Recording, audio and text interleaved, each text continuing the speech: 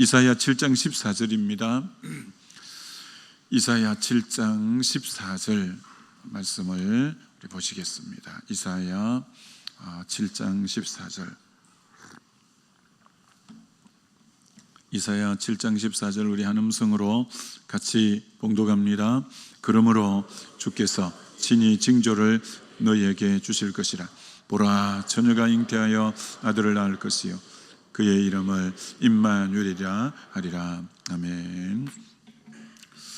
일주일 동안 고난주간 특별 새벽기도회 많이 동참해 주셔서 감사하고, 늘 바라기는 우리 교회 믿음 생활하는 분들은 종교인이 한 분도 없고 늘 깨어 주님과의 친밀한 교제 가운데 그 믿음이 그리스도의 장성한 분량에까지 이르러서 날마다 주님과의 친밀한 사귐 안에서 그래서 주님과 동행의 삶이 실제가 되므로 정말 그 삶에 늘 새 노래로 하나님을 찬양하고, 또 새로운 간증들이 삶의 현장에 넘치고, 그래서 늘 계시록 2장 3장 7교회에 이기는 자에게 축복하셨던 것처럼 여러분도 그런 이기는 자의 축복이 저와 여러분의 삶에 넘치게 되시기를 주의 이름으로 축원합니다.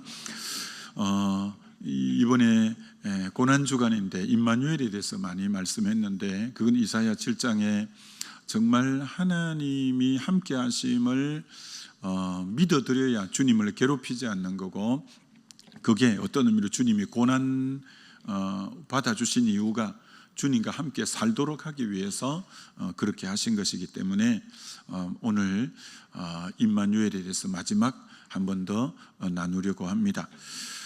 다윗의 시편 가운데 시편 139편에 보면 이런 참 유명한 시죠. 이렇게 말씀합니다. 내가 주의 영을 떠나 어디로 가며 주 앞에서 어디로 피하리까? 내가 주님의 영을 떠나서 어디로 가며 내가 주님을 피해서 어디로 갈 수 있겠습니까?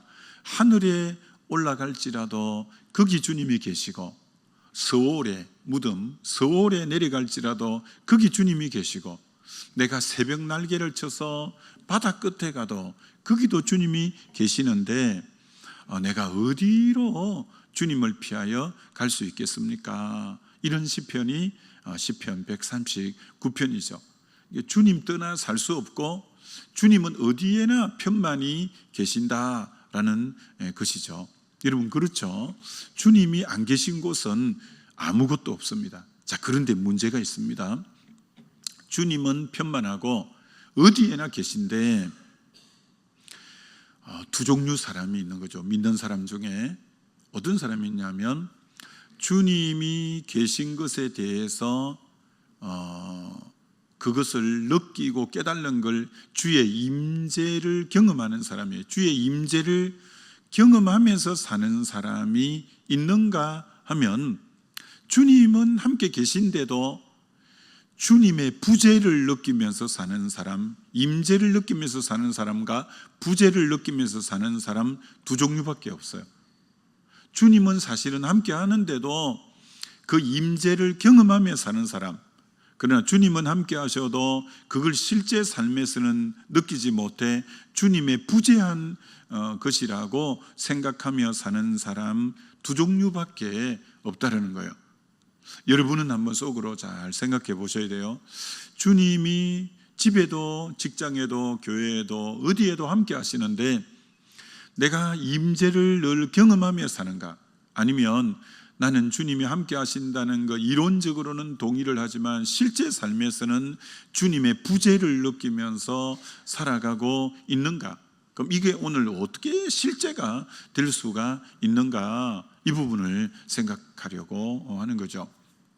창세기 28장, 여러분이 성경을 좀 많이 읽어서 창세기 28장 하면 그게 어떤 내용?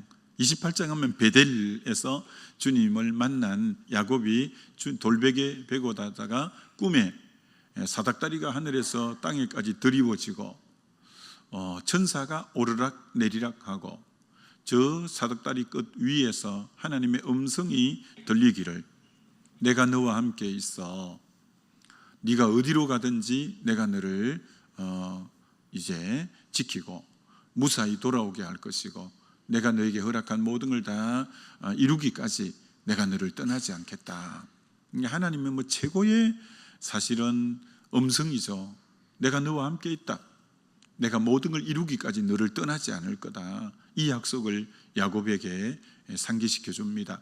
그랬더니 야곱이 어떻게 반응을 보였냐면 야곱의 반응이 우리가 깊이 생각해야 될 반응이에요. 그 주님이 그곳에 함께 계신 것을 알고는 이렇게 야곱이 반응을 보였다는 거예요. 야곱이 잠에 깨어 이르되 여호와께서 과연 여기 계시거늘 내가 알지 못하였도다. 하나님이 여기 계셨는데 자기는 알지 못했다는 거예요. 자기는 주님이 안 계신 줄 알았다는 거예요. 자기 혼자만 부모의 품에 떠나서 에서가 쫓아오니까 외삼촌 집으로 도망가면서 베델 강야에서 너무나 외롭게 자기가 돌베개하고 그 밤에 잔다고 생각했는데 주님이 여기 계신 것이었다는 것을 늦게서 깨닫게 되는 거죠. 그 성경을 자세히 보시면 창세기 28장을 주의 사자 천사가 사닥다리가 내려졌고, 여러분이 맞춰봐요. 천사가 하늘에 있다가 그 야곱이 누워 있으니까 내리락 오리락 했을까요? 오르락 내리락 했을까요? 예? 네, 오르락 내리락 했어요. 오르락 내리락을 했다는 말은 오르락이니까 원래 함께 있었다는 거예요.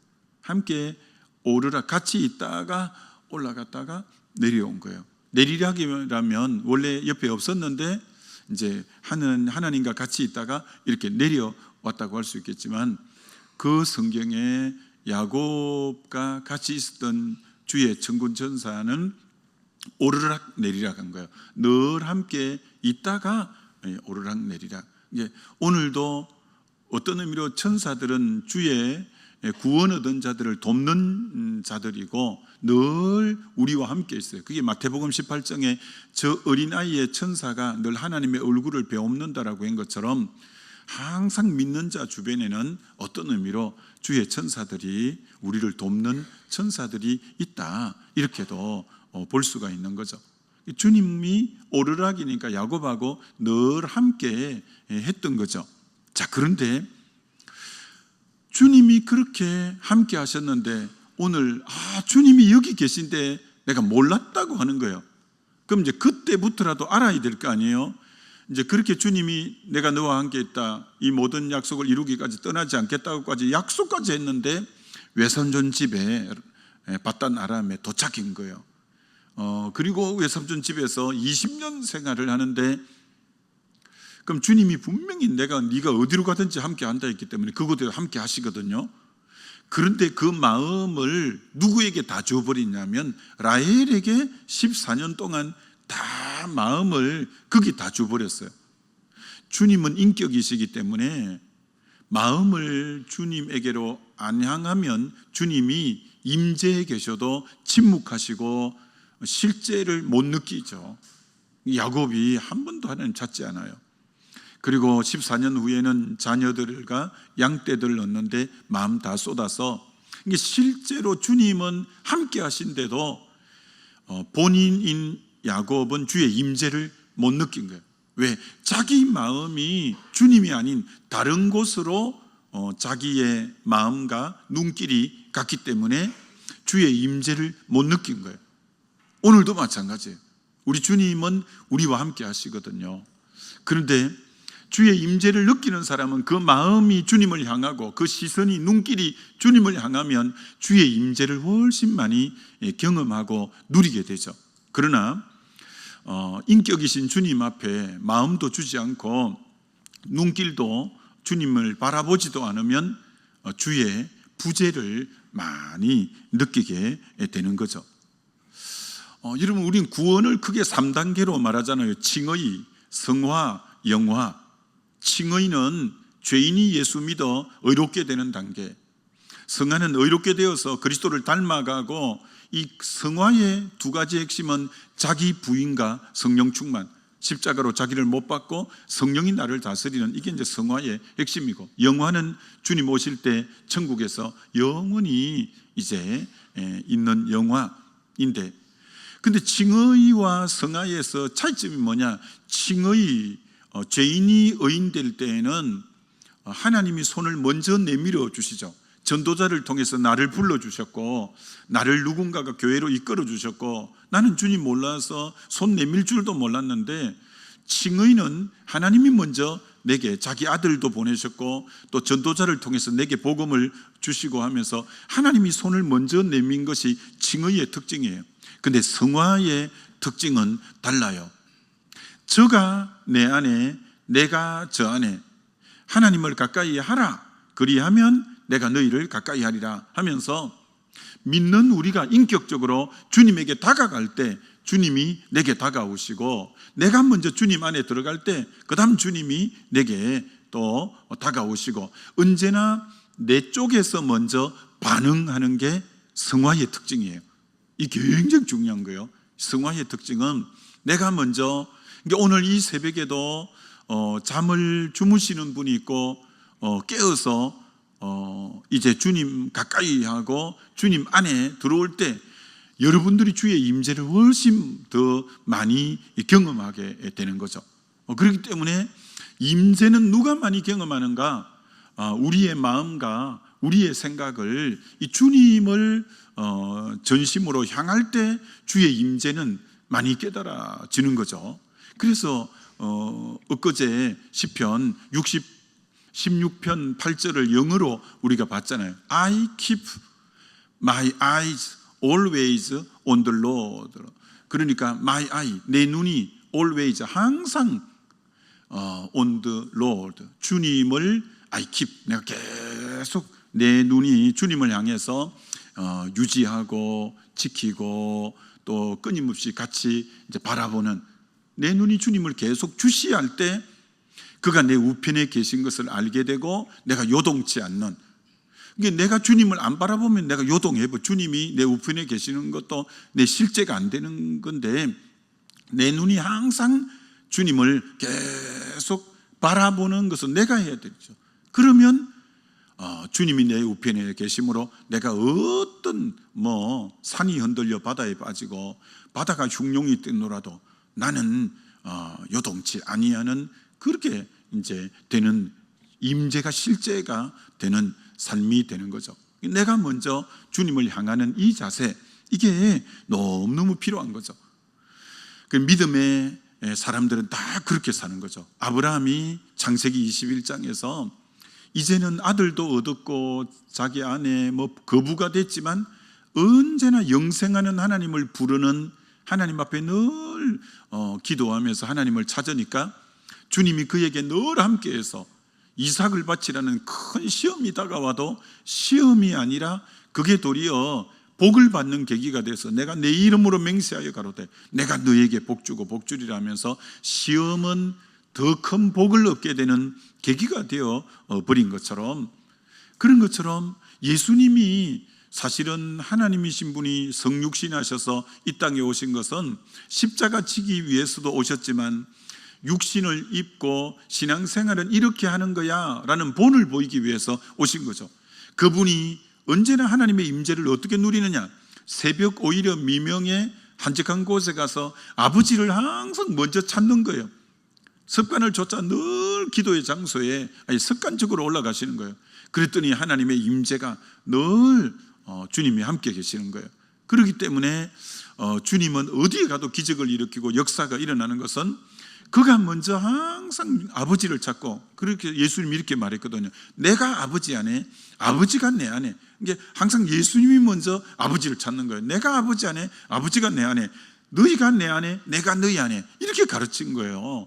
그러니까 왜 이 새벽에 나오고, 왜 예배자 자리에 나오고, 왜 유튜브를 보기보다 성경을 먼저 펼쳐서 보고, 내가 먼저 주님을 찾을 때 주님이 나에게 만나주시고 임재하시고 이게 실제가 되는, 이게 너무너무 중요한 거죠. 우리 주님이 가나안 땅을 점령할 때 주님이 전능하니까 금방 확 점령해버리면 되는데 주님이 그렇게 하지 않아요. 여리고성의 방법을 주님을 너 먼저 인식하라. 주님을 또 깊이 생각하고 하루 돌고 7일 동안 그렇게 하는 거예요. 7일 동안.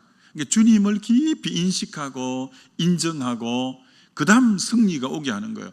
근데 만약에 7일 동안 주님을 깊이 생각하는 시간도 없이 바로 승리를 주면 전리품 막 검어지고 승리한 거기에 도취되기가 쉬운데, 주님은 7일 동안 주를 계속 앙망하는 훈련을 시킨 거예요. 주님만 바라보는 훈련을 시킨 거예요.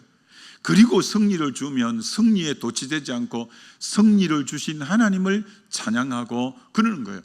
아이성은 주님 바라보는 시간 없이 덜렁 3,000명 보내서 싸우러 가다가 36명이 죽고, 그 다음에 회개하고 난 뒤에 하룻밤새 성 주변에 매복하면서 주님을 바라보는 훈련, 주님을 인식하는 훈련을 시킨 거예요.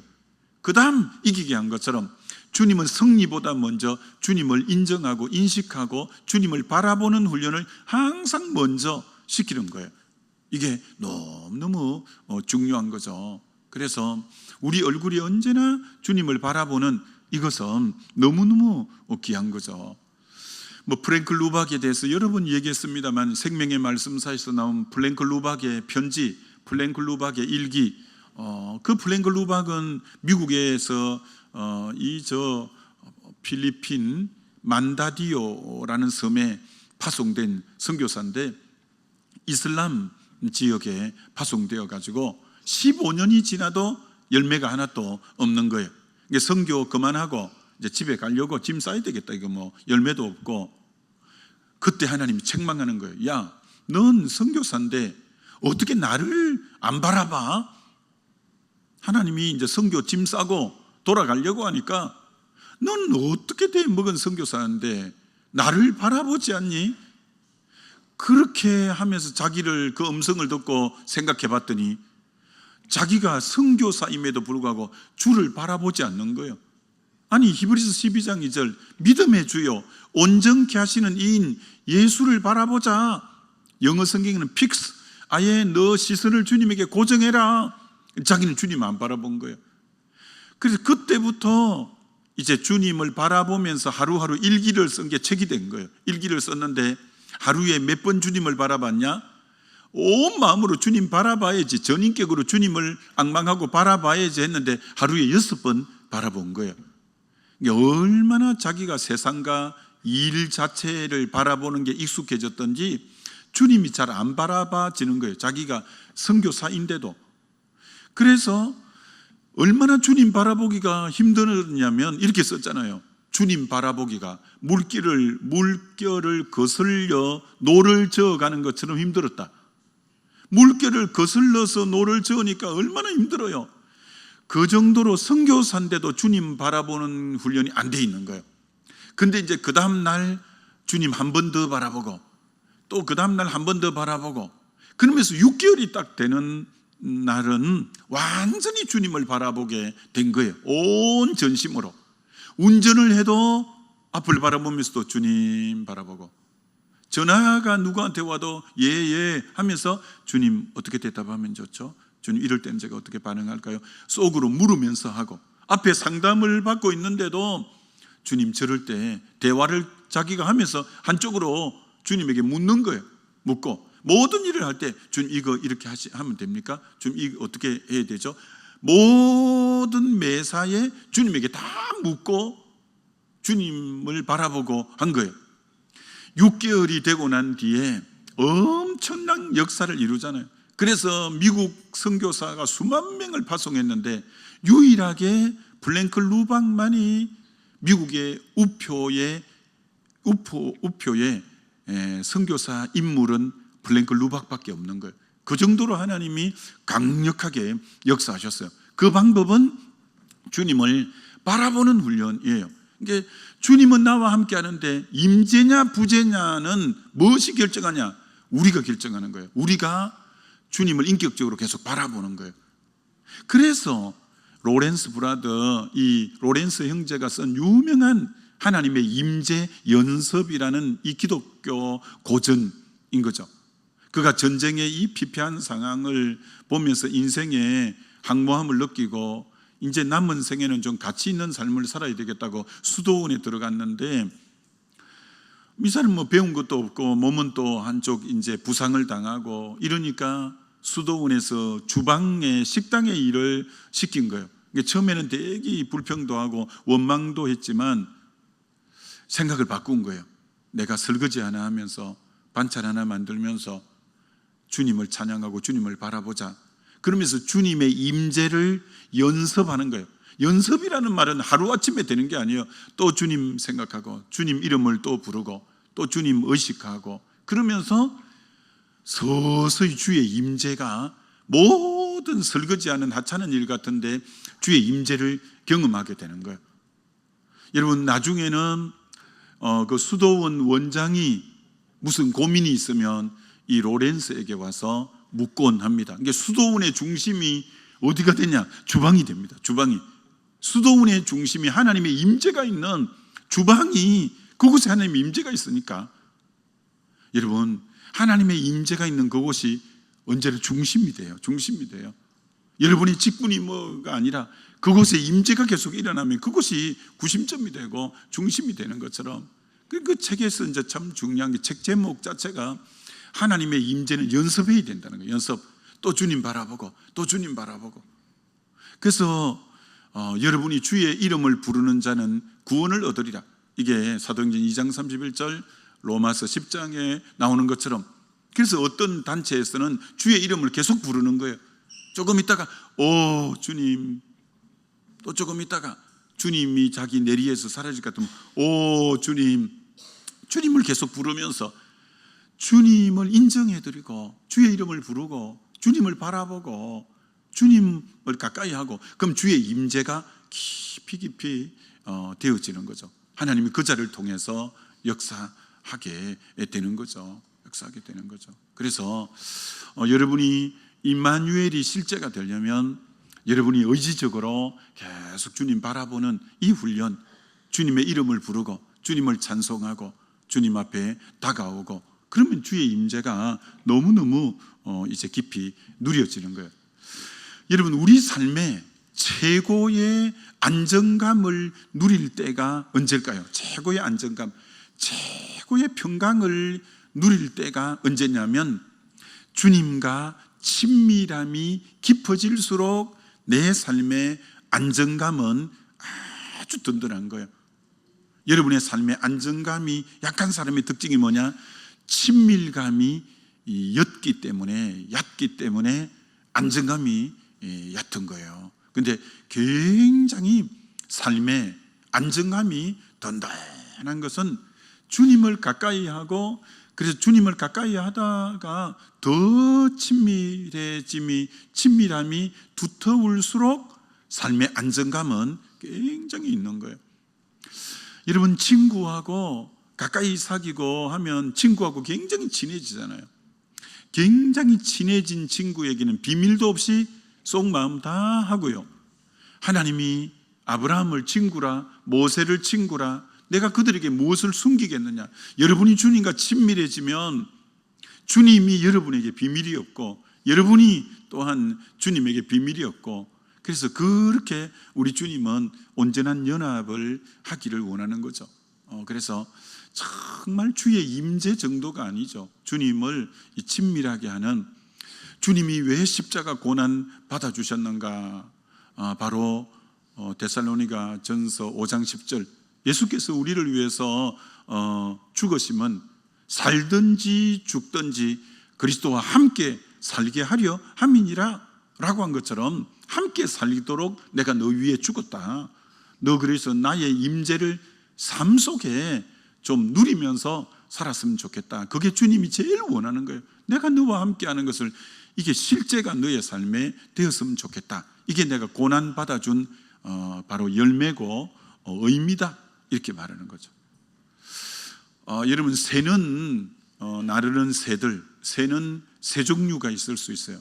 새 같지도 않는 새가 있는데 닭이에요. 닭은 아무리 푸드득거려도 뭐 몇 미터 몰다 날아가고 늘 땅에 있는 게 새예요. 그 다음 두 번째 새는 날개짓 한 만큼만 나르는 여느 보통 새들이에요. 근데 독수리는 새 중의 왕이에요. 독수리는 바람을 탈 줄 아는 새예요. 독수리는 폭풍을 더 좋아한대요. 여러분, 독수리는 간혹 있는 일이긴 하지만 제트기가 나르는 상공이 6,000m래요. 독수리가 6,000m까지 올라간대요. 그럼 어떻게 6,000m까지 독수리가 올라가냐? 날개짓은 몇 번 안 한대요. 그 2m 이상 되는 이 날개를 쫙 펴면요, 이 바람을 타는 거예요. 바람을 타는 거예요. 날개짓은 한 번만 샥 해주면 바람을 타고 그렇게 높이 멀리 나는 게 독수리예요. 어떤 의미로 성도의 삶은 독수리 같은 삶이에요. 성령이 헬라어로 푸뉴마의 뜻이 바람이에요. 바람이 임의로 불매 어디로 와서 어디로 가는지 모르는 것처럼 성령의 사람이 이와 같다. 이 바람, 성령의 바람을 탈 줄 알아야 돼. 우리에게 믿음이라는 날개 쭉지를 쭉 펴서 이 성령의 바람을 타고 이 가는 삶, 이게 주의 임재를, 주의 이 함께 하심을 실제로 누리는 삶은 성령의 바람을 타고 인생을 사는 인생. 여러분, 바닥거리는 것만큼만 인생 사는 것은 우리 그리스도인의 인생이 아니에요. 자기 노력, 자기 수고, 자기 애씀, 자기 지식, 자기 경험만큼만 사는 게 그리스도인이 아니에요. 우리는 그거 아니죠. 힘으로 안 되고 능으로 안 되고 여호와의 신 성령으로 사는 사람이 그리스도인이고, 여러분, 시편 127편이 여호와께서 집을 세우지 않으면 세우는 자의 수고가 헛되 여호와께서 성을 지키지 않으면 파수꾼의 경성함이 허사야. 너희가 아침에 일찍 일어나고 저녁에 늦게 누워 수고의 떡을 먹음이 허사야. 아침에 일찍 일어나고 저녁 늦게 눕는 성실과 부지런함으로 사는 게 그리스도인이 아니에요. 그리스도인은 성실해야 돼요. 그리스도인은 기본적으로 부지런해야 돼요. 그러나 그것만은 아니에요. 힘으로 능으로 아니에요. 성령의 바람을 타는 인생, 이게 이제 하나님이 함께하는 인생. 그럴 때 정말 되리라 인생이 되는 거죠. 되리라 인생, 되어지는 인생이 되는 거죠. 여러분, 주의 임재 안에 그렇게 그런 복된 인생 되어지시기를 다시 한번 주의 이름으로 축원합니다. 한 번 더 말하고 싶은데, 욥이요, 참 우리의 신앙이 하나님이 욥을 자랑해요. 사단에게도 자랑해요. 그처럼 온전하고 순전하고 악에서 떠난 정말 하나님을 경외하는 사람 본 적 너 있냐? 사단에게 자랑했어요. 사단에게. 하나님이 욥을 그렇게 자랑해요. 그랬더니 사단이요, 참 딱 정확하게 이렇게 질문해요. 다 이유가 있어서 하나님 그렇게 경외하겠죠. 그렇게 동방에서 제일 부자가 되게 했는데 하나님 경외 안 할 사람 누가 있습니까? 딱 이렇게 사단이 공격하는 거예요. 하나님이 그래도 하나님이 욥을 얼마나 믿었냐면, 그래? 너 그럼 물질 한번 가지고 가봐. 그가 진짜 물질 때문에, 내가 물질에 복을 주었기 때문에 하나님 경외하는지 안 하는지 한번 봐. 그래. 여러분, 하나님은 욥을 그렇게 믿었어요. 야, 욥 대단해요. 그죠? 그랬더니 욥이 계속 하나님을 찬양하는 거예요. 그랬더니 사단이 더 심하게 나오는 거예요. 건강이 있으니까 그렇게 잘 섬기겠죠. 아니야, 욥은 그런 사람 아니야. 너 건강, 생명은 손대지 말고 건강 한번 가져가 볼래? 건강 가져갔어요. 그래도요, 욥이 하나님 잘 섬겨요. 이게 참, 그러니까 여러분, 하나님이 믿었던 사람이 욥이에요. 이게 하나님을 얼마나 영화롭게 했는지요. 물질 가져가도 건강 가져가도 난 그것 때문에 하나님 경외하는 거 아니야. 우리의 수준이 여기까지 오면 얼마나 좋겠어요. 우리의 수준이, 여러분이 좀 잘 되면 할렐루야 하고 감사한금 해야지 막 이렇게 하고, 안 그러면 하나님 살아 계시나 뭐 이렇게, 그럼 얼마나 이 업다운이 심하면 그래요. 근데 욥기의 결론이 뭘까요? 갑절의 복을 받은 거 절대 아니에요. 그것 때문에 경외하는 거 아닌데요. 그건 덤이고요. 욥기 결론은 욥기 42장에 내가 전에는 귀로만 듣던 하나님을 이제는 내 눈으로 보나이다 하면서 이 고난을 통해서 하나님이 함께함이 더 가까워졌고 하나님과 친밀함이 더해졌고 하나님과 연합함이 더 깊어진 것이 결국 이 고난을 통해서 하나님이 욥에게 바랬던 것이에요. 그 갑절의 축복만 덤으로 온 것이고 그게 목적은 아니에요. 그것이 목적이 아니라 정말 욥의 고백이 내가 그때 듣기만 했던 하나님을 내가 눈으로 실제로 보고 더 하나님을 가까이 하고 하나님의 임재를 더 깊이 누리고 하나님의 이 임마누엘 하심을 더 크게 이제 아는 그것이 이게 욥은 복을 동방에서 제일 부자가 되는 걸 갑절이니까 얼마나 더 부자가 됐겠어요. 그걸 복이라고 하지 않고 하나님 자신을 복으로 하나님과 가까움을 복으로 인정했던 욥이니까 그 믿음의 수준이 대단해요. 저는 오늘 우리 청년을 비롯해서 우리 모두가 정말 진짜 복을 하나님을 전부 삼는 이 복, 하나님과 친밀함을 최고의 복으로 삼는 이 복, 그리 되면 저에게는 물질을 아무리 많이 줘도 거기 지심치 않고 나를 더 경외할 거야. 그런 믿음을 하나님에게 심어줄 수 있는 신앙 인격, 그러면 얼마나 하나님이 우리 볼 때 뿌듯하고 내가 너에게 맡겨놓고 가도 되겠다 할 그런 좀 하나님께 믿음 주는. 그러니까 여러분 이 정도 말고 우리가 주여 믿습니다 말고 진짜 믿음의 경지는 내가 너를 믿는다, 내가 너를 믿어, 너 두고 가면 이 땅 잘 되게 되겠구나. 이런 우리 교회에 하나님이 믿어주는 사람들 다 되어지시기를 주의 이름으로 축원합니다. 우리 기도하겠습니다. 우리 시간 기도할 때 하나님은 어디에나 계시지만 부재를 느끼는 게 아니라 임재를 느끼기 위해서 내가 늘 주님을 가까이 하고 주님과 친밀함을 최고로 알고 그렇게 사는 값진 인생이 되게 해달라고 우리 주여 한번 부르고 같이 기도합니다.